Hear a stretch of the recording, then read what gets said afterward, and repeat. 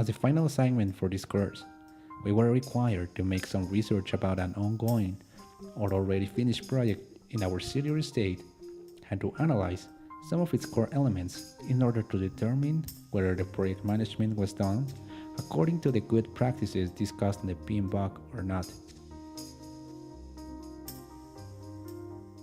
We decided to make some research about the high-speed rail that will connect Querétaro and Mexico City.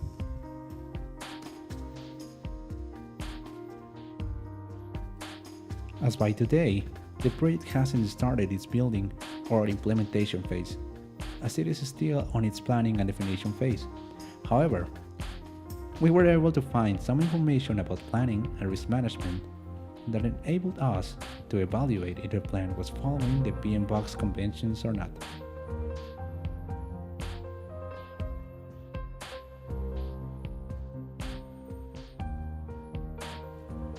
First of all, we were able to find which was the main goal for the project.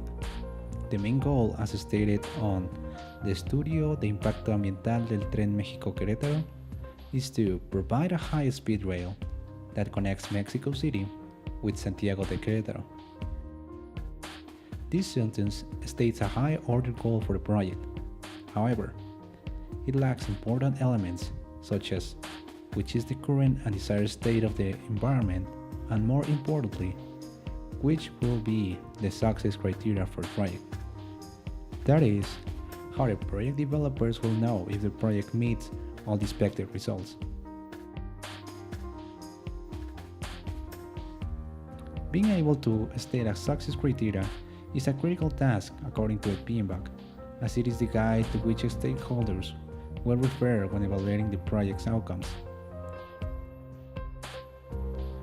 In the same document, we could find a list that shows some of the most important tasks to be done in order to successfully carry on the development of the project. The list created specifies each task required per state of the project, such as terrain preparation and the building phase. Each of these activities is later detailed, which require inputs, description of the activity, and generated outputs. However, the expected time per activity is not being specified, nor is there any scheduling for these activities. The PMBOK recommends using tools such as Gantt chart, work breakdown structure, or a PER diagram in order to better visualize these tasks, their estimated effort, and to have a better resource allocation, where the resources may be of different nature, ranging from human resources to important materials, or from time to economic resources. We were unable to find any of the aforementioned tools in the documents we examined. If we add this to the lack of a structured problem description and the lack of project elements such as who are the stakeholders, we can state that the planning phase of the project was incomplete according to the PMBOK.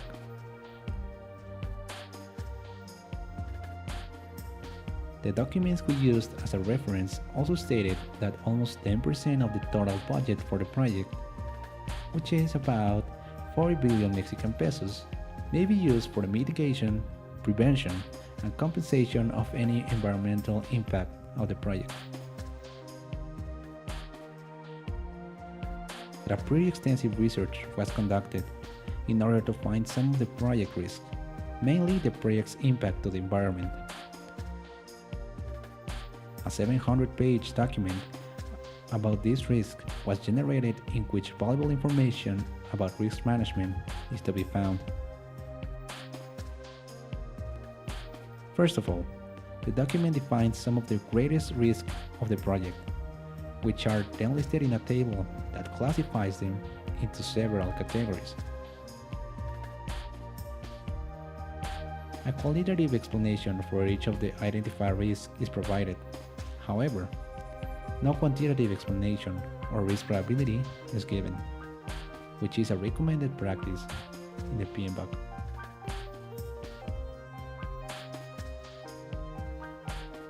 Aside from what we have already stated, The overall risk management section is relatively strong and shows some interesting elements as stated in the PMBOK.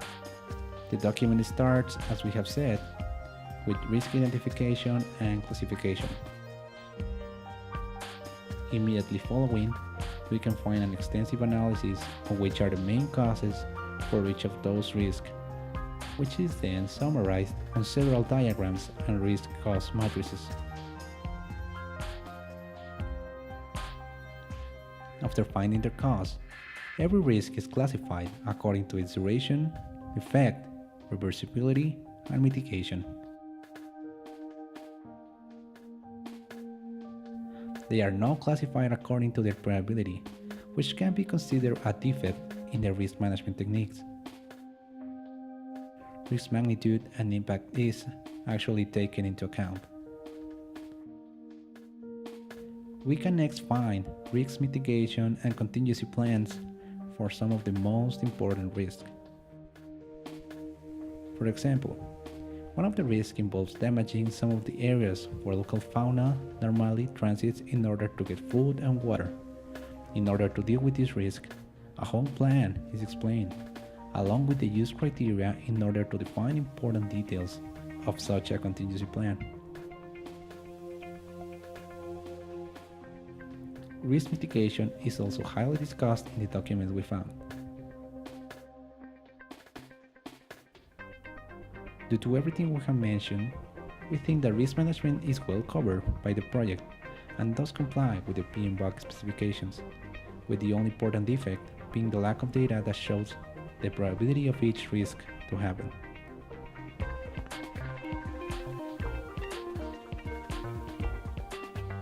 Finally, there were some risks that were not covered and may have great impact on the project development.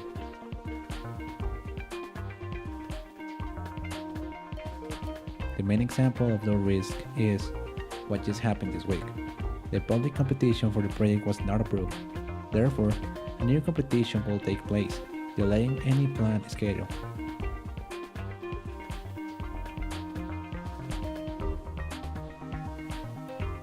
The information we were able to find, we can say that the project management does include some important elements as stated by the PMBOK. However, key elements are missing.